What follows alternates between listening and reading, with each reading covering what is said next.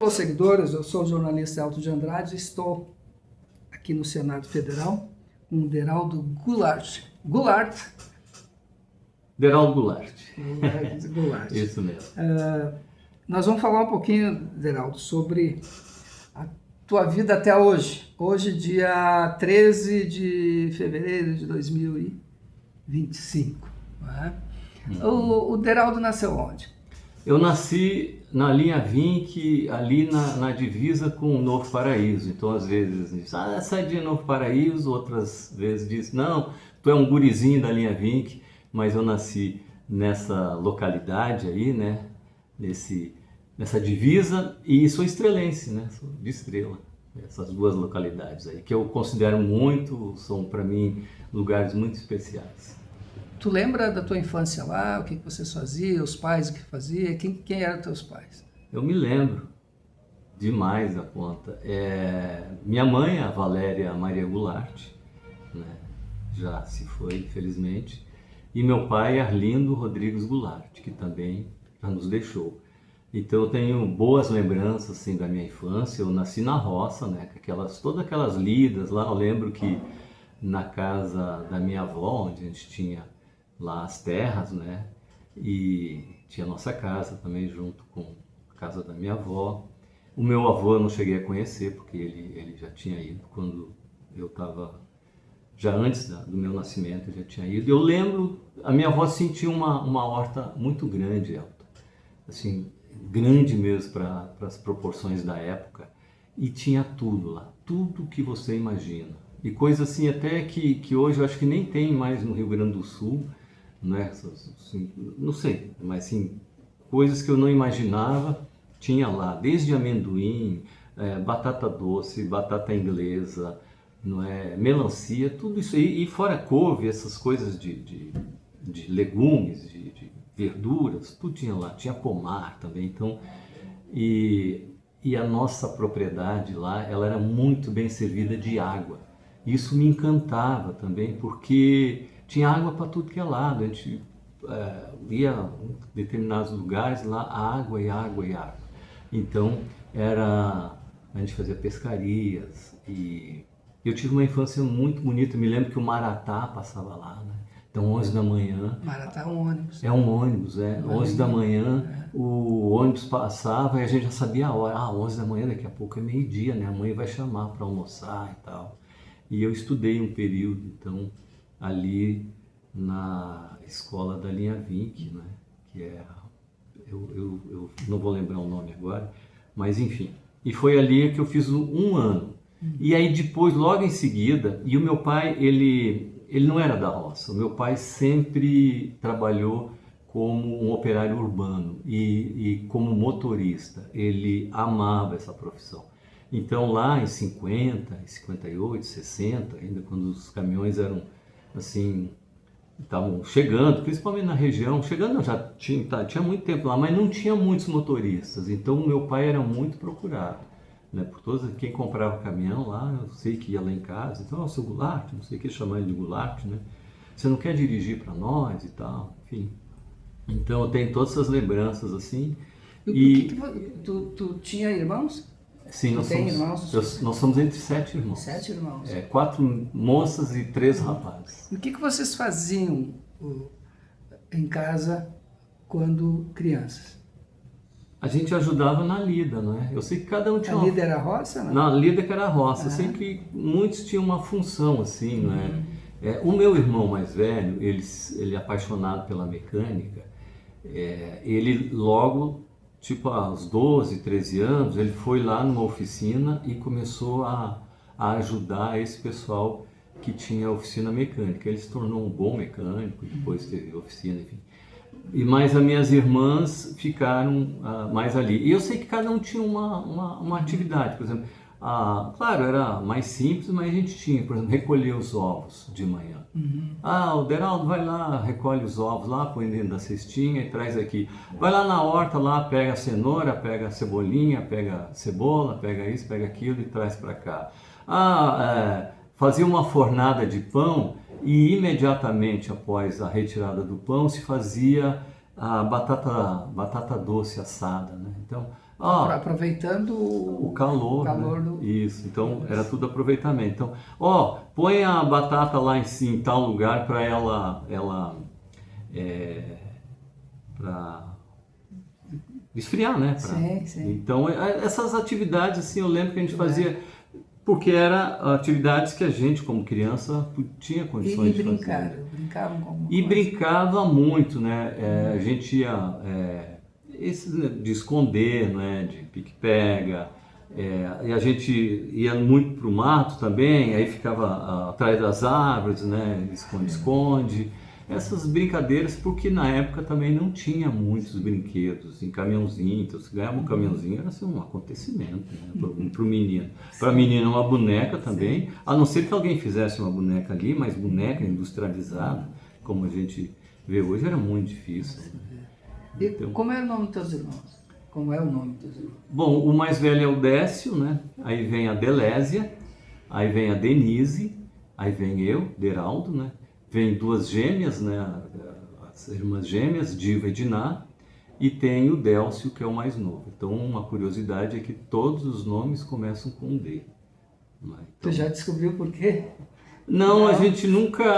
A gente sempre perguntou e eles disseram que era coincidência e que os nomes vinham assim, né? E não tem uma razão específica. O meu pai certa vez me disse que ele admirava um ponta esquerda que existia, que ele gostava muito, era fã, e o nome dele é Aderaldo. Então, me parece que o futebol é que motivou o meu batismo com E o esse teu nome. pai era gremista ou colorado? Meu pai é colorado. Era colorado. A família toda é colorada.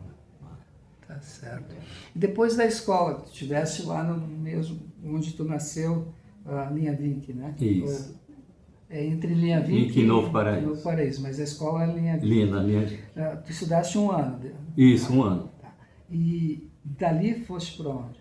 Ali a gente foi para a cidade mesmo. Toda a família? Toda a família. Foi para uma área urbana lá, num bairro chamado Boa União, né?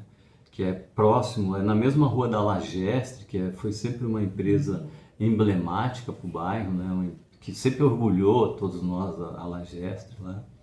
E ali eu fui para lá com 6 para 7 anos, né?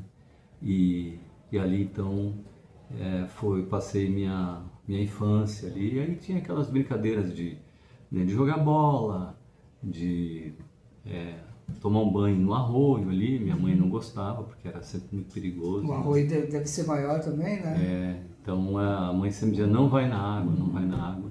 E eu tive um episódio em que eu lembrei dela, porque quando eu tinha um pouco mais, 10 anos, eu fui visitar um primo e ele disse, não, vamos ali, estava muito quente, né? No verão sempre é quente no Rio Grande do Sul, vamos ali tomar um banho. Eu não sabia nadar justamente porque eu nunca ia para a água, porque minha mãe sempre teve um vizinho de frente que morreu afogado, um menino. Então a mãe, meu Deus, e eu quase morri afogado. Eles me tiraram desmaiado de dentro da água.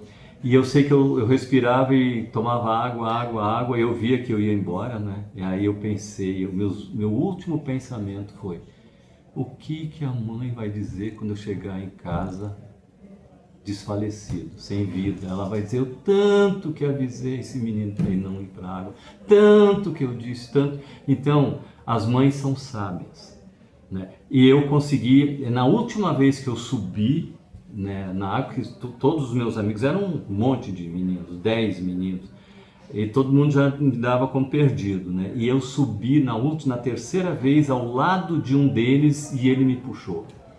E aí eu recordo assim que eu lembro assim, quando eu apaguei, né, desmaiei, pensando o que a mãe vai dizer.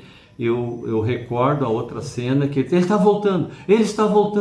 Eu vi antes de ver as pessoas, daí eu abri os olhos assim, tinha assim, aquelas carinhas todas me olhando, assim, eu deitado no chão, olhando para cima, e todo mundo com aquelas caras assim, tipo, ele ressuscitou. Então esse é um fato muito que me marcou profundamente. Aos 10 anos. 10 para 11 anos. Mas antes, essas coisas assim, eu guardo muito para dentro, para mim, né? Vamos recordar que bebê. E eu dificilmente toco nesse assunto, mas foi uma coisa que me marcou profundamente quando eu tinha uns 6 para 7 anos. eu fui comprar, a minha mãe tinha dito para eu comprar alguma coisa, né, de gênero alimentício, antes do meio-dia, essas coisas que faltam, né, cebola, não sei o que, alguma coisa assim que a mãe precisava para o almoço, vai lá, compra isso aqui. Eu cheguei lá nesse lugar para comprar, cheguei lá, tinha o dono da venda, um sendo atendido, que era um senhor de uns 40 anos, mais ou menos, e eu pequenininho, né, daí eles estavam conversando lá, eu fiquei aguardando minha vez. Aí, de repente, o que estava sendo atendido, o cliente, olhou para mim assim, de alto a baixo, porque eu era pequenininho, ele era alto, e me perguntou: "Você é filho do Goulart?" Daí eu disse: "Sou." Aí o dono olhou para mim e disse assim: "Esse nome eu não dava nem pro meu cachorro." Aí as minhas pernas bambearam, né? E aí eu saí correndo do lugar e fui para casa. Cheguei em casa chorando. Aí a minha mãe disse: "Tu não trouxe o que eu pedi?" Eu disse: "Mãe, por que tu está chorando?" Aí eu me abracei nas pernas dela e disse assim: "O que o pai fez para aquele senhor lá?" "Não, meu pai, não. O que foi?" Aí eu contei o episódio. Aí a mãe não falou nada, né? "Então tá, deixa aí que eu me viro, não sei o que e tal. Vai lá, para de chorar, não sei o que." Aí um tempo depois, uns dias depois, o meu pai era motorista, né? Ele viajava muito, às vezes ficava uma semana, 10 dias fora, né? Viajando. E aí quando ele voltou, minha mãe contou, e o pai disse: "Não, eu não fiz nada para ele. Raramente eu vou lá, porque ele ia num outro lugar em que tinha..." Aí eles jogavam general lá, jogavam carta, né? Mais de entretenimento, e lá era só venda, né? Não tinha. E aí a mãe disse assim para mim: "Eu acho que ele não gosta do nosso sobrenome, porque teve um presidente da República que tem o mesmo sobrenome e ele teve que sair do Brasil." Daí eu disse: "Mas por que ele teve que sair do Brasil?" Daí a mãe disse: "Eu não sei. Se um dia tu descobrir, tu me conta."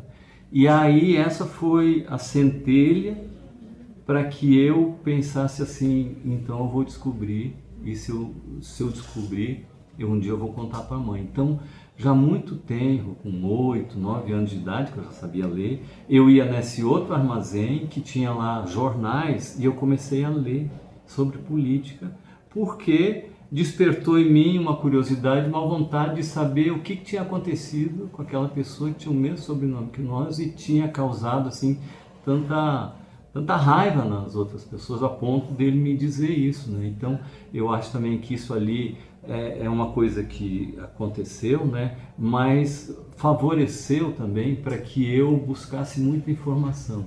Então, desde pequeno, eu sempre tive muito conhecimento de política, porque eu li, eu sabia quem eram os ministros. Depois, né? Eu estou dizendo assim, já na pré-adolescência, depois na adolescência, eu nunca parei de ler. E eu lia livros assim, da Segunda Guerra, comecei a ler coisas assim, literatura de modo geral. Eu lembro que eu estudava no Martin Luther, na hora do recreio eu ia na biblioteca, e as bibliotecárias, as meninas, né, assim: "Ó, Del, nós separamos esse livro aqui, mais esse, eu sei que você vai gostar." Então, e elas me incentivavam. Isso para mim era assim, era um orgulho imenso, né, ser atendido por elas e ter o interesse delas, e separar os livros e ver e tal. E eu lembro que mesmo nesse colégio aí, na gincana cultural que tinha lá, eu era sempre escalado para falar sobre a área cultural, né? Era matemática e a outra parte de humanas, tipo história, geografia, conhecimento geral. Era conhecimento geral, né? Porque se dizia. Então, um colega meu, que era o Ralph Schinks, quase sempre ele ia para a área de exatas, matemática, essas coisas assim, e o outro representante de conhecimento geral era eu. Então, eu acho assim, uma coisa foi ruim, não foi legal no momento, tal, mas me proporcionou a busca do conhecimento. Então, eu até agradeço hoje em dia, porque talvez se não fosse isso, eu não teria me interessado tanto. Tá certo. Deraldo, acabamos a primeira parte e voltamos amanhã para a segunda parte, para a gente conversar contigo sobre, a partir desse momento aí, a partir dos 12 anos. Tá bem. Tá, gente? Até amanhã.